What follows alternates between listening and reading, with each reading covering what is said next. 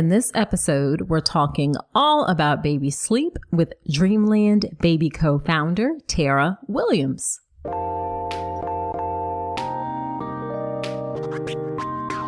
Welcome to the All About Pregnancy and Birth podcast. I'm Dr. Nicole Calloway Rankins, a board-certified OBGYN who's been in practice for nearly 15 years.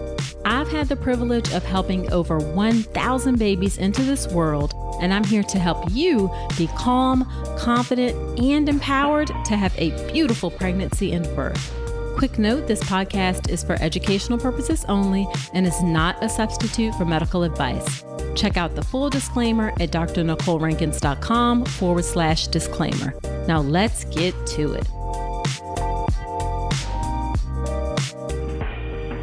Hello there. Welcome to another episode of the podcast. This is episode number 155. Thank you for being here with me today. In today's episode, we have Tara Willliams. Tara is a mom of 4 and the founder and CEO of Dreamland Baby. In 2018, when Tara could not find a weighted blanket her 6-month-old son could safely wear to help him sleep, she decided to create her own. And when you hear about how he was sleeping in the episode, you will understand why she really felt compelled to do this. Now, the result was a doctor-approved, evenly weighted, wearable sleep sack. And after making a deal on Shark Tank, yes, that is ABC's Shark Tank, Tara's weighted sleep solutions are now helping hundreds of thousands of babies and their families worldwide get the sleep they need. So in this episode, we chat all about what is a sleep sack? What is a sleep swaddle? Why might it be helpful to use a sleep sack or sleep swaddle? Why might it be helpful to use a weighted sleep product? We also talk a lot about what they did to make sure that their products are considered safe, as well as some tips that new parents can do to help promote good sleep for their newborns, and tips for parents themselves to help them through that newborn period and the challenges with sleep. There is tons of great information in this episode, and I know that you are going to find it helpful. Now, before we get into the episode, I do have a question for you. Have you made your birth plan yet? If not, you need to make one. A birth plan is a great way to help you have the birth that you want. The thing, though, is that it needs to be done the right way. And the right way to make a birth plan doesn't involve a template. It doesn't involve a form. It doesn't involve a checklist. It's actually a process where you ask questions to make sure that the doctor who's there, the hospital where you give birth, are actually on your side for the things that you want for your birth. And it's a process that needs to happen while you're still pregnant, when things aren't stressful. If you wait until you get to the hospital and present this birth plan and you have no idea whether or not the doctor and hospital actually support what's in your birth plan, you are so seriously potentially setting yourself up for disappointment and disaster, really, because by that point, you can't just leave and go someplace else, and you can't really find another doctor, or it's really hard to do so. So in my class, Make a Birth Plan the Right Way, I teach you an easy step-by-step process that's going to help you make a birth plan that actually helps you understand and know that your doctor and hospital actually support what you want for your birth. And this class is an hour. It's packed with information, super informative. Folks find it very helpful, and it is incredibly affordable. So check out the birth plan class, Make a Birth Plan the Right Way, at drnicolerankins.com/register. All right, let's get into the conversation with Tara from Dreamland Baby.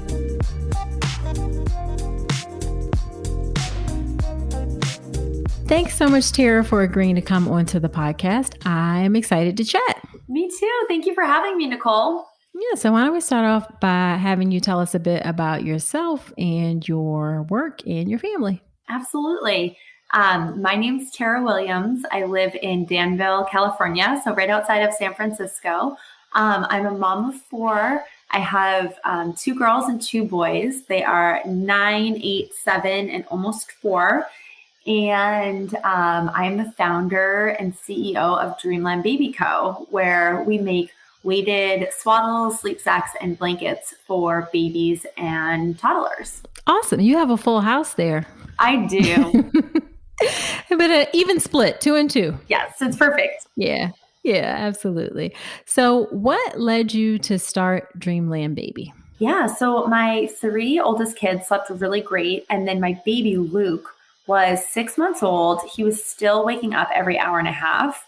So for those listeners who are parents, they know that it's like a newborn. It was quite unbearable. And we had bought everything. We had tried everything. Nothing worked for him. And one day my husband and I were just like hanging out, watching TV. Other kids were in bed. And I laid this heavy throw blanket on Luke. And I noticed immediately he started to calm down and just have this like calm over his face. And I thought right away he needs a weighted blanket. And so I went on, I think Amazon first and looked it up. And I was like, wow, this is really weird. They don't have anything that's wearable, like a sleep sack. It was only loose. And then looked on Google and I was like, what? How can this product not exist? So I was so sure that that was the right product for my son. Called my mother-in-law, and she's a master seamstress. She sewed it up for me. It took a couple weeks to get. And then the first night he wore it, he slept for 12 hours. Wow. So it was immediate. It was amazing. It truly was life-changing for us. And from there, I just started telling people about it. Like, oh, I'm getting sleep again. I made this product for my son. And it was so immediate and so fast that, the response was pretty much, that would have been super beneficial for my child. We did dangerous practices like stacking heavy blankets or pillows. Can I get one for my friend or my sister or myself? Or the third was that there's no way that doesn't already exist. It's so obvious. So it was very overwhelmingly positive. And within a very short amount of time, I recognized this is a product that truly changed the life of my family. And we could help, at first I thought hundreds and then thousands, and now we're hundreds of thousands of families as well. So I decided to pursue it as a business. Gotcha. So how long between when you, first came up with the idea and then when the business started? It was about a year to kind of take off. Okay. And then sleeping at 6 months, waking up, I should say, rather, every hour and a half. My God, that was painful. Awful. Yeah. Like nothing like, as they say, necessity is the mother of invention. Exactly. Yes. So lots of people have ideas about things, but then, there's a difference between like having the idea and then making it happen. So what kind of training and expertise did you have about sleep for babies before you created this product? It's an interesting question because I actually get that a lot. People are like, how were you qualified? And how do you know? So my background, while it was different than having a consumer product, I think it prepared me well for this entrepreneurial journey. So I had spent the last 10 years in medical device sales and market development. So bringing new products to market, it was different because the whole element of e-commerce and consumer product wasn't there, where we were really working with, surgeons and tertiary training hospitals, more one-on-one, and then the trickle-down effect from training their fellows and residents, and then they go out into the world, and then they train people, and they do the procedures. So it was a little bit different of a market development avenue, but I had actually worked for 2 separate startups and was quite involved in terms of understanding everything from like, this is what HR does. And, at one company, my manager was like, I am the HR agent. I was like, oh, you don't seem qualified for that. But just really having exposure to the CEOs of both of those companies and understanding the manufacturing process. And, a lot of that was done overseas and just kind of having a front row to that. And really, I think if nothing else, it just gave me the confidence that if these people can do it, so can I. While talented, they weren't unique in the world in any way. And so I didn't view it as this big mountain. I know a lot of people look at starting a business as something that is so difficult and so overwhelming. And I never looked at it like that. I just thought, I can do this. It's not that hard. And so what was also unique about my background, I spent a lot of time with, working with the FDA to getting different devices cleared and working with surgeons and pediatricians and pulmonologists and different folks in the medical community for clinical trials. So when I looked at this product, while it is a consumer product, I really went quite overboard with the safety element, almost treating it as if it was a medical device that's going to be injected or implanted in a human's body. I mean, that is the level of scrutiny I took on this. So I didn't launch it until there had been a clinical trial that was done. And we partner with that hospital now. We're doing more clinical trial work, looking at safety and efficacy of the product. We have a strong partnership with NICUs across the country. The product is wonderful for infants who are born exposed. So their mother has done some type of drug while they're in utero and they're addicted upon birth and they're withdrawing. So this is a great, what is called a non-pharmacological solution, meaning instead of receiving additional methadone to counteract their withdrawals, they can now receive more of, drugs and have this as a solution. So it's something that's really needed in the opioid crisis that the United States is currently in. So it's something our company is really proud of, that we're able to contribute and, partner on a philanthropic level and do research as well. So it's definitely, people say, oh, wow, that's a lot for just a baby blanket. Right. But this is something that I was putting on my son every single night. And I wanted to know with certainty that it was 1000% safe. So that's definitely a lens, I think, that's a little bit different about me as a founder that I brought to the organization. Sure. And we'll talk about the safety in a minute, but I want to first talk about just like some basics. So what is a sleep sack? And then, because I know you have a sleep sack, and then what is a sleep swaddle, and what's the difference between those, just in general? Yeah, absolutely. So sleep sack and swaddle market is, I would say, a very crowded market. Ours is very differentiated because while a swaddle, either you could use the word restrain, I guess, but essentially holds down the baby's arms. So think about like a baby burrito where they're wrapped up to simulate that environment that was in the womb, right? They're kind of really like a cocoon almost. And the idea behind the swaddle is that infants are born with something called the Moro or startle reflex.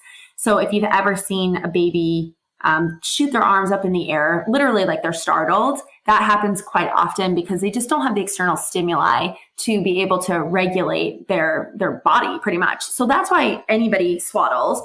And then a sleep sack is when baby starts to show signs of rolling. So that can happen anywhere from 3 on the early side to 6 months on the later side. And then you do not want to use a swaddle anymore, because if baby was able to roll themselves while their arms were pinned down, it could be a potential suffocation risk in that they couldn't turn back, right, to get back onto their back to be able to breathe safely. So we have a weighted swaddle, and our products are evenly distributed weight. And then we have a weighted sleep sack. So pretty much it mirrors what's on the market, but differentiated with the weighted component. Gotcha. And then a sleep sack is different because it's literally just like a little sack that they're in. Yeah, exactly. Another word people call it is a wearable blanket. So if you think about if you had a blanket that was over your shoulders and then there were 2 cutouts for arms that your arms could stick out, so you could turn over, lay on your stomach, roll back. Gotcha. Now, why might it be helpful to use either one of those at all? Yeah. So, they're super commonly used. And actually the first wearable blanket came out in the 90s. So anybody born about 1990 and after, most likely your parents used it on you, but they didn't have them before that. And it actually came from the founder of Halo. His daughter had died of SIDS, sudden infant death syndrome. Quite often that is affiliated with suffocation. So they have expanded the definition of SIDS now. So his child suffocated, and he said, I don't ever want any parent to go through this. How can we make this safer? And so one of the biggest suffocation risks was a loose blanket in the crib.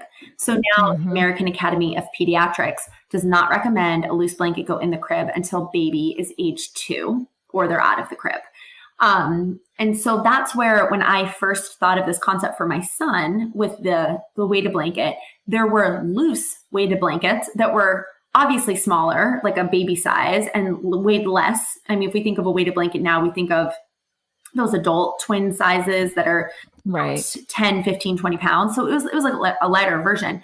But nonetheless, I knew that was not safe. And we are super safe sleep, like dot the I's, cross the T's on safety with sleep. And so that was not something I was going to even entertain or try. And so I was looking for a wearable blanket, like a wearable solution and those armholes. So it completely mitigates the risk of going over baby's face because there's a spot for their head and there's a spot for their arms. So it literally cannot come up on your face because the arms are appropriately sized and it's held down by your shoulders. So it eliminates risk of suffocation. So now parents think, okay, my baby's cold or I want them to be cozy. So they will wrap them up in blankets or put blankets in the crib. But the wearable blanket, it is a substitution for that.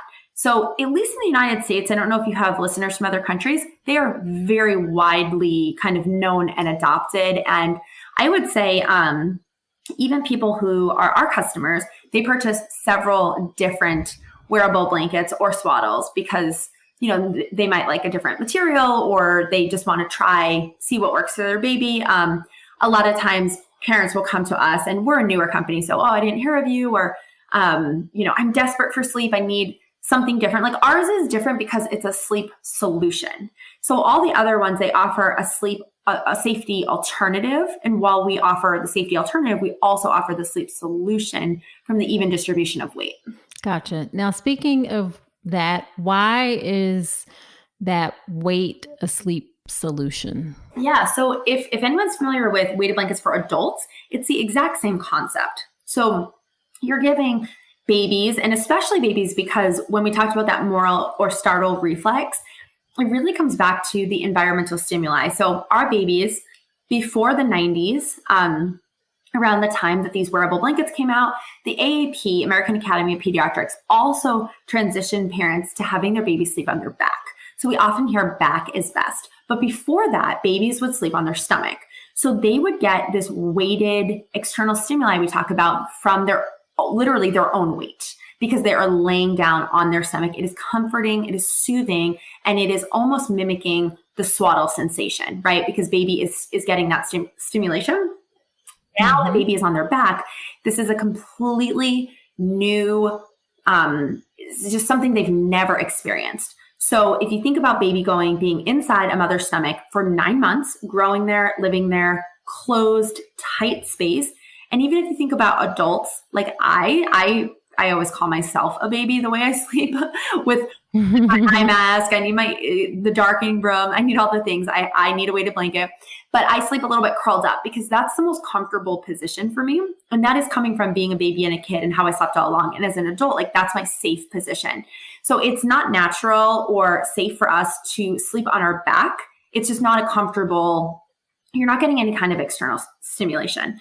So sure. As a baby, it's even further heightened, but it really just comes down to science, really. And so with the even distribution of weight, it helps lower cortisol, which is that fight or flight, like you feel scared, you want to run away, increase serotonin, the happy hormone, increase melatonin, which is that sleepy hormone. Gotcha. So baby's going to feel like it's immediate. Just like when an adult puts on a weighted blanket, they feel this immediate rush, almost like think about being hugged. A hugging sensation has that same kind of little bit of dopamine. It's the very same thing. So they feel hugged, calm, relaxed, and now they're ready to move into sleep. Okay. Now I want to talk about the safety aspect. So I've seen some concerns that having something weighted on the baby, like you talked about, could prevent the baby from moving around and rolling back over if need be, and that could theoretically increase the risk of SIDS. So how did you determine that your product is safe? What does that mean? Yeah. So I think there's definitely, there's some misinformation. So we do market our product as it is a wearable weighted blanket. And so when people hear that, I think they often, again, think number one, loose blanket, number two, heavy, just like with adults. So ours is very light. It's 10% or less body weight. So for example, on our size small, which is indicated for infants who are 8 pounds and larger, it is 0.8 pounds of beads. So it's a very light, gentle sensation, but because it is evenly distributed, there's no area that holds or weighs the baby down. So that your baby can sit, they can stand, they can walk, they can turn, they can do anything they could do in a non-weighted sleep sack. So there's no restriction of movement whatsoever. Okay. Yeah, and there's movement in the legs to move around as well. So, I think, again, some people say, oh, AAP says no blankets until age 2, and you have a weighted blanket, but we have a wearable weighted blanket. And the wearable blankets are encouraged by AAP for safe sleep. So we do follow the guidelines for that. Okay. So when you say wearable blanket, is that the same as a sleep sack? Exactly. Okay. And what kind of testing, or have you done any types of things to make sure that, babies don't have trouble with it when they sleep? Yeah, absolutely. So we partnered with a hospital in Cincinnati who did a clinical trial. So they had infants in the NICU who were from 5 pounds to 7.5 pounds using a 1 pound weighted blanket. And they had 24/7 observation, vitals, did not see there were no adverse reactions, efficacy in terms of helping baby feel calm and extend sleep patterns was positive, and all the safety elements were positive as well. In development of this product, it worked extensively with pediatricians, with pulmonologists, which study breathing, with certified sleep consultants who are, we're testing it with their patients and trying it out, not patients, customers rather, who helped with their babies. We did internal testing and, every marker. I mean, I really looked at every possible scenario. What if this baby has an underlying pneumonia that the parent is not aware of? And the weight is just not substantial enough to impede on breathing, to impede on movement, to weigh baby down, because it is evenly distributed. It is not isolated in any one particular place. It's all over the body. So Gotcha. There's no, and we have a medical board. We have a trial that we're going to be starting in Boston in the next few months here that will look at, deeper, larger trial, multi-center study. And I actually sit on one of the ASTM boards that defines standards for sleep sacks. So safety really is at the heart of everything we do as a mom of 4 and somebody with a medical background. I mean, I think, again, we probably go overboard. And then in terms of the Cpsc and all the testing, we've done all the required testing, plus some. So what is Cpsc? It is the Consumer Product and Safety Commission. Okay. They set the standards for things like small parts, for flammability, for sizing, for tag labeling. There's probably 20 different things we test for. Gotcha. And so, yeah, obviously that's encouraging that you've done studies in the NICU population, which is arguably potentially more vulnerable. I'm curious, how long did they wear the blankets or wear the sacks at a time? I think they looked at hour-long segments or 2 hours. I'd have to look back at it, but it was 24/7 monitoring, and the trial went on for, I want to say 6 months. So it was a series of duration of time. Gotcha. And then I guess my last question related to safety. Have you ever had any safety complaints that, regarding the products? No, we have not. Nope. Okay. All right. So let's move on and give folks some just general practical advice about helping with sleep in general. So what are 3 things that new parents can do to help promote good sleep for their babies, especially newborns? Yeah. Oh, those newborns. Well, when I started this business, we were on Shark Tank. And so, I was on the show and I shared my story, and that my son at the time was 6 months old. So he was old enough to sleep on his own, right? He was not a newborn, right? Could have been sleeping through the night, and he wasn't. At that point I had dropped the nighttime feed. So there was nothing preventing him from sleeping other than he just wasn't sleeping.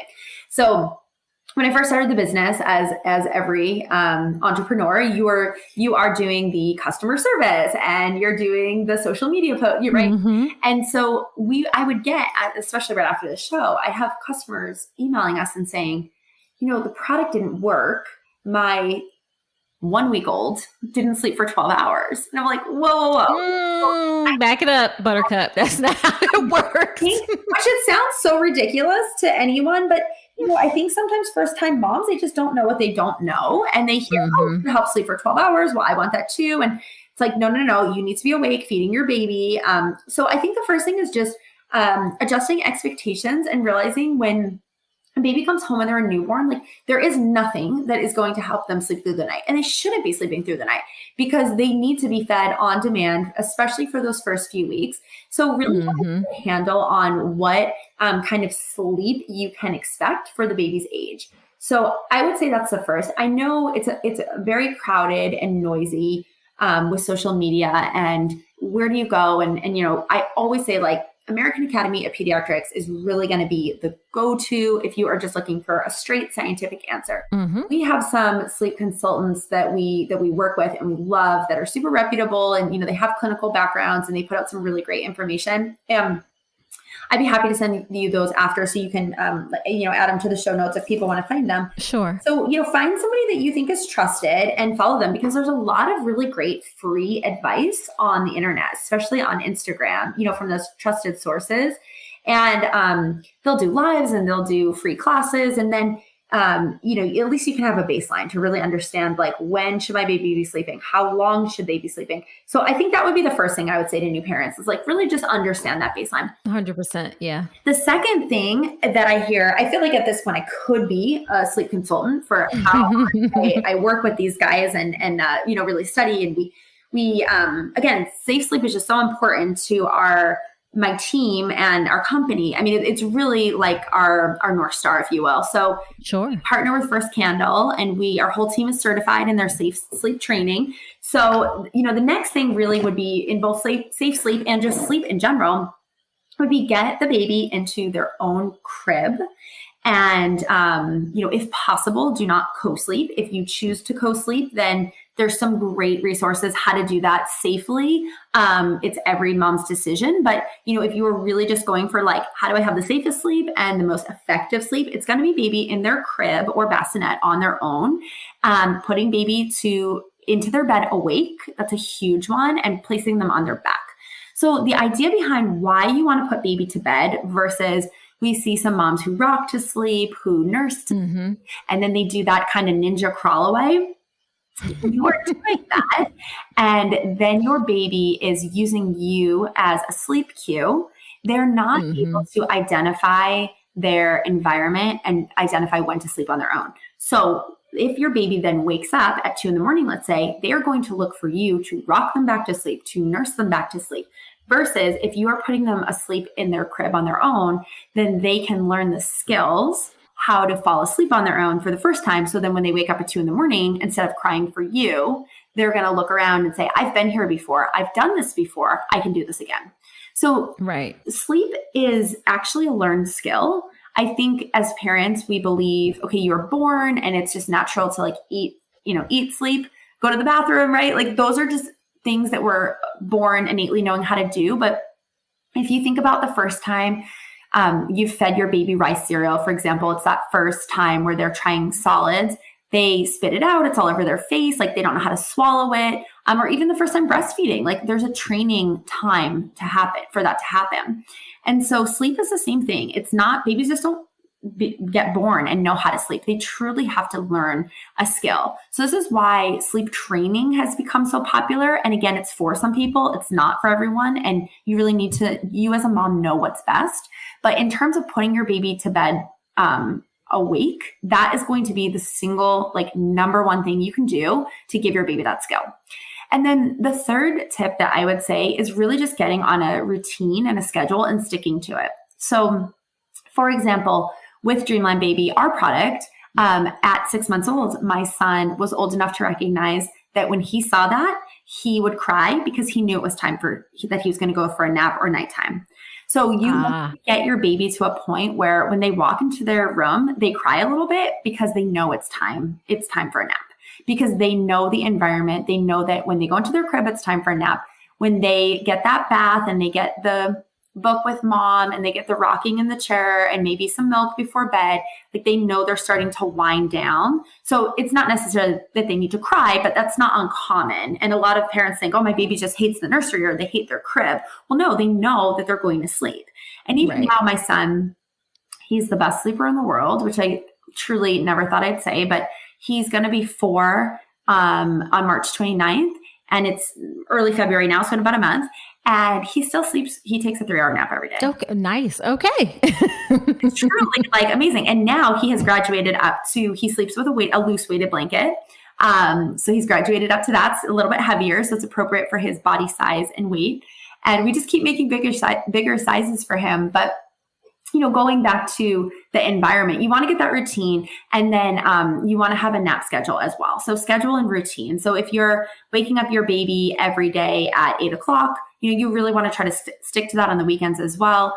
And this is, I understand, Nicole, easier said than done. Like when I had my 4th, if he got a nap in the car, that was great because I was shuttling around 3 other kids and picking him up from school. So it's not always possible. But if you had extra help or it's your first baby, that's really the most ideal. So wake time, same every day, nap time, same every day, bedtime with a routine, same time every day. That's going to be your most consistent way to get more sleep. Yep. Excellent advice. And you mentioned First Candle. What is that? So First Candle is, they are a safe sleep and bereavement organization in the United States. And so they focus on safe sleep, really, and giving advice to women. And they work with everyone, really, but they have a special emphasis on just education and, some partnerships with underprivileged communities where education might be lacking to really give women tools of safe sleep. One thing that I love so much about them, like I had mentioned, the co-sleeping, right? They brought a new set to my eyes where traditionally I say, oh, co-sleeping is not safe. But they said, you know what? We are not going to shame women. We're going to meet them where they are. So if they are co-sleeping, we're going to show them the safest way to do that. And, with the eventual goal of getting baby into their own bed. But like if women are smoking, we're going to try to give them the best tools to, quit smoking or not smoking your baby, because these are all risks of SIDS, right? Mm-hmm. And to really help educate women to get them to a spot where they can give their baby the safest sleep environment. And they also offer bereavement services. So if you've had a loss, and that can range from miscarriage to a SIDS death, an accidental death, any kind of infant death that occurs, they have a hotline that you can reach 24/7 and a wonderful community to, really grieve and with other people who have walked in your shoes. So they really have a dual purpose, but all of it is surrounding safe sleep with newborns. Okay. I never heard of it before. So that's why I ask. Yeah. Learn something new every day. So then what are some tips for parents, things that they can do for themselves, and to help manage the challenges of sleep when you have a new baby? Oh, that is a good one. So I actually have a podcast, and we don't talk about Dreamland Baby, but it's more for community. It's the mom manual, and we give kind of tips and tricks. And so I had a sleep consultant come on, and she actually does maternity sleep, which is so specialized and something I'd never even known was a thing.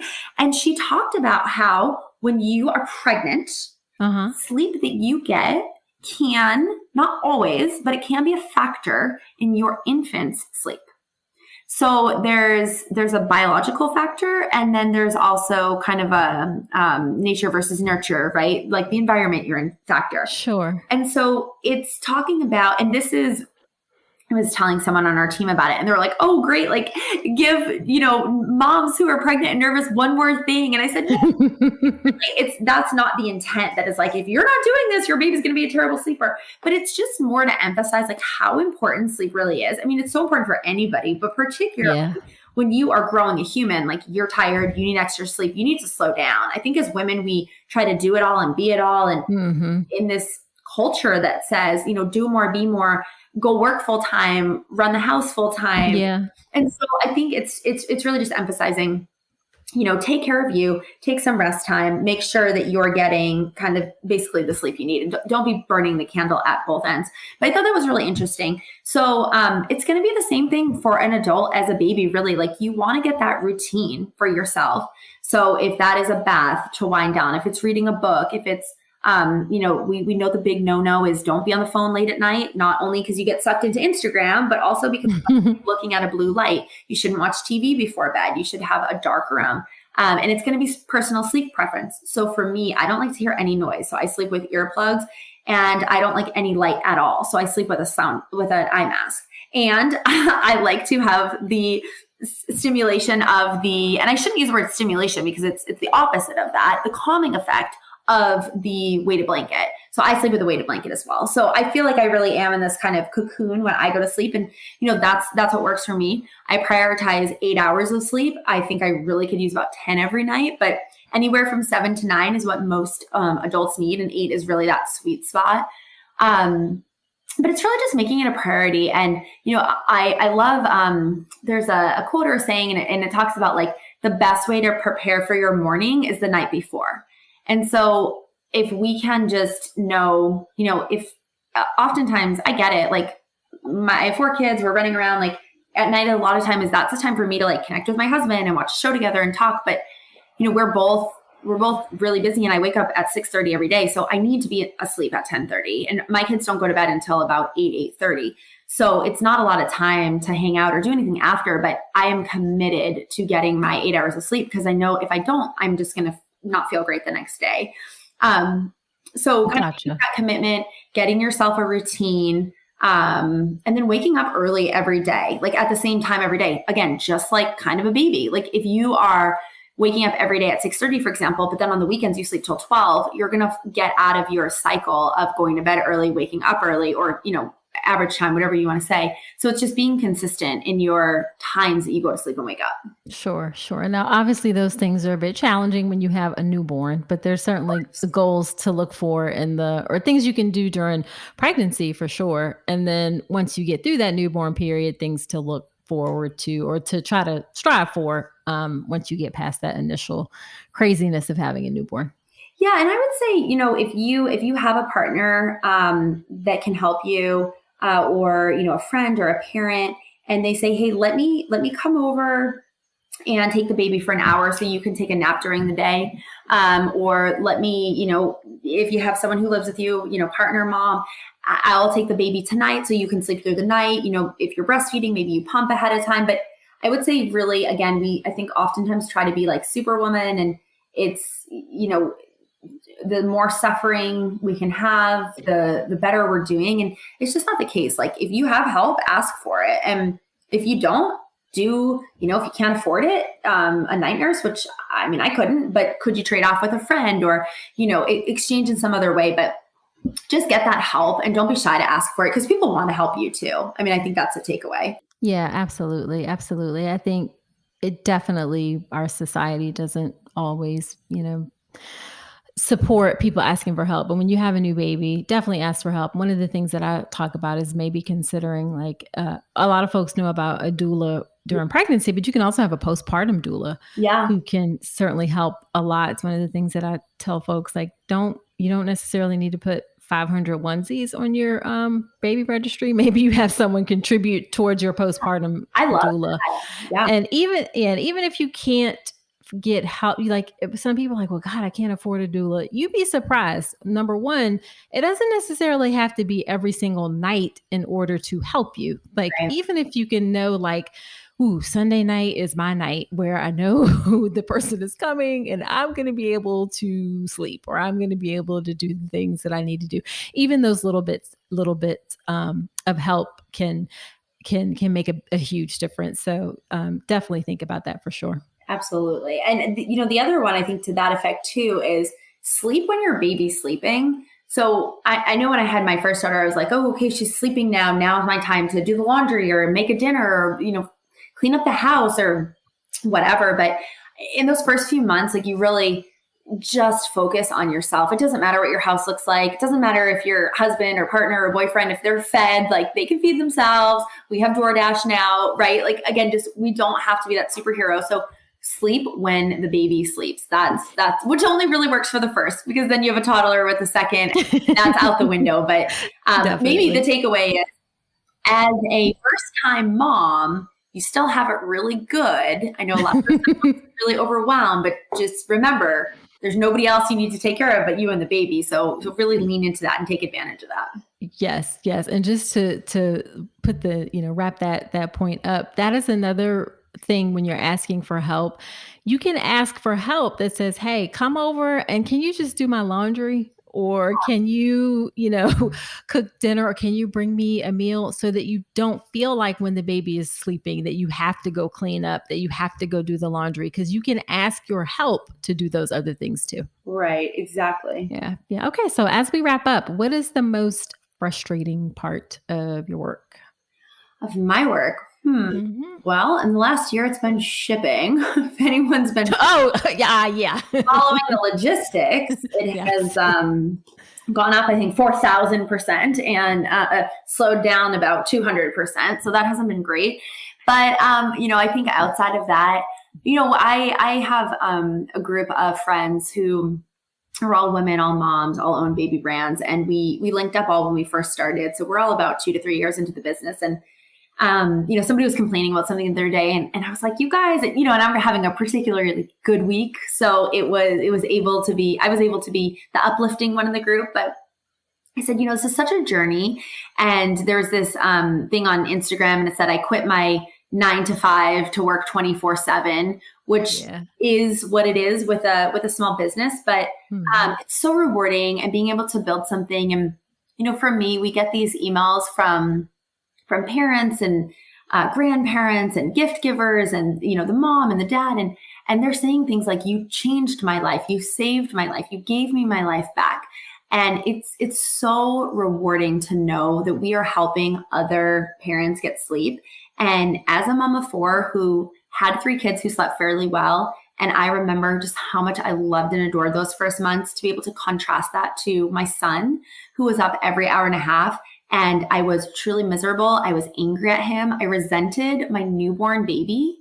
And it was really sad. It was a dark, sad time of my life. I didn't really leave my house. I was a bad mom. I was a bad friend. I did nothing for myself. I love working out. It's like my mental break for, 30, 40 minutes every day. And I didn't work out. I didn't even go on a walk. I barely went outside. And so to contrast those two kind of experiences, well, really 3 experiences to the one, I know what parents are going through, moms in particular. And just to be able to help a woman who says, like, I was there, I was in that horrible place. I'm like, I know where you were. Like, I walked in your shoes. And to hear that they've come out the other side because of our product, I mean, truly, there's nothing more rewarding than that.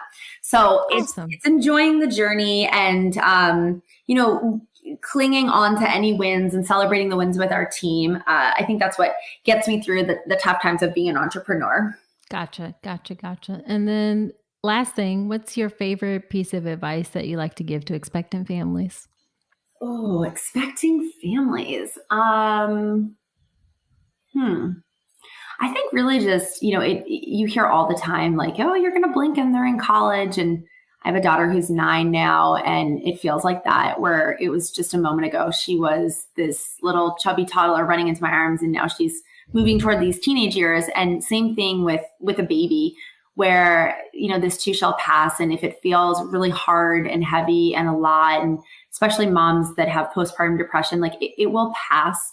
And try to really enjoy the moment, because it goes very quickly. And depending on how many kids you have, you'll never get this experience of being a first-time mom or a second-time mom or a third-time mom again with that particular baby. So as hard as it is, know that the hard times will pass, and just really try to be present in the moment and like smell those newborn smells and hold those newborn fingers and just try to take a mental shot of it, because it just goes by so quick.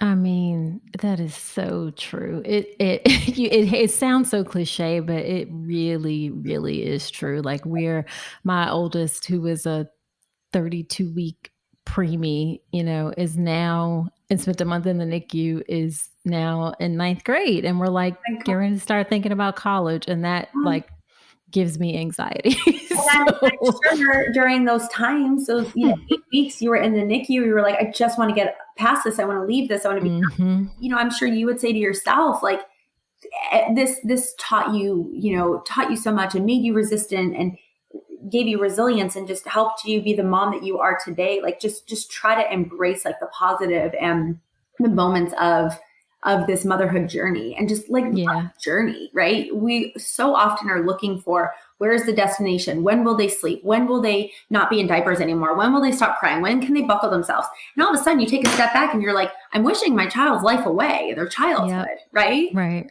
And I can tell you, as my girls are entering preteen, the baby phase is pretty darn easy. Yeah, that brings a whole new set of challenges. Exactly. It goes from a physical challenge to a mental challenge. Yes, so for sure. So where can people find you and Dreamland Baby? Yeah, so we're kind of on all the places, and our handle is Dreamland Baby Co. So dreamlandbabyco.com, and then we're on Instagram, TikTok, Twitter. I mean, we're literally in all the places, but I would say most active on Instagram. Okay. All right. Well, thank you so much. This was a really informative conversation. I know folks will find it helpful. Yeah. Thank you for having me, Nicole. Have a wonderful day.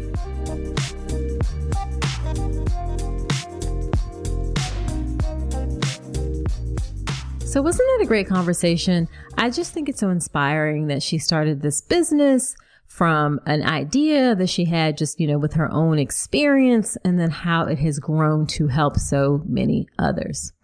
Now, after every episode, when I have someone on, I do something called Dr. Nicole's Notes, where I talk about my top takeaways from the conversation. And here are my Dr. Nicole's notes from my conversation with Tara.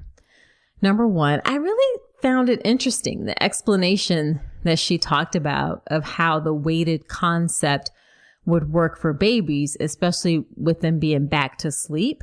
Like, I can totally see how being curled up and that weight of being on the baby would be comforting, and how when you put them on their back, they lose that. So I totally really appreciated that explanation. Now, with that being said, I do want to be clear that there's no guarantee that all products will work for every person or every baby. So don't expect any like miracles, or, don't be disappointed if you try something and it doesn't necessarily work. You'll find the same thing with like toys and gadgets and things sometimes that you have for a baby. So there's no guarantee, but this is certainly worth a try if you're having difficulties and trouble with your baby sleeping. Number two, I want to echo what she said about finding trusted sources and sticking with them. You do not need to follow everyone. You do not need to be like everywhere, doing all the things all the time. Pick 2 or 3 trusted sources that resonate with you. I consider myself a trusted source, but pick 2 or 3 trusted sources that resonate with you about pregnancy, about birth, about postpartum period, about children. Don't feel like you have to follow all the things and all the people, because honestly, in some ways we're saying similar things. We're just saying it in different ways, because people are going to hear it and receive it in different ways. So find trusted sources, stick with them. Don't need to follow everyone. Of course, if you do want to follow me, do come follow me on Instagram. That's my main platform where I hang out and provide information, show up live, good, great stuff there. So follow me on Instagram at Dr. Nicole Rankins. All right. Number 3, your sleep is important. So don't forget to focus on your own sleep too, in the context of having a newborn baby. Don't forget that, or something I always say is that in order to have a healthy baby, you first have to have a healthy mom. So do focus on your own health as well. Your sleep is important. Also related to that, give yourself some grace. Try out sleep routines. Do the best you can. I remember with my older one, she would if she saw us after we laid her down, she would immediately start screaming. So we would have to lay her in the crib and then get down on the floor and ninja crawl out of the room. That was the only way to get her to sleep. And when she was really, really little, we had to swaddle her really tight and put a pacifier just a certain way to get her to sleep. So give yourself some grace, try different things, do the best you can. And also remember that your sleep is important too. And then the last thing I want to say is that if you want to try out some of the Dreamland Baby products, I have a discount code for you. It's called Dr. Nicole 15. And you will get a discount on the products. That is an affiliate code. So I do get a little bit of anything that you buy using that code, but you get a discount too. Again, that's Dr. Nicole 15, DrNicole 15, Dr. Nicole 15. And their website is dreamlandbabyco.com. All right. So there you have it. Do me a favor. Share this episode with a friend. Also subscribe to the podcast wherever you are listening to me right now and leave me a review. I love to hear what you think about the show, and it helps the show to grow. And don't forget to check out the birth plan class. Make a birth plan the right way. That's drnicolerankins.com/register. All right. So that's it for this episode. Do come on back next week. And remember that you deserve a beautiful pregnancy and birth.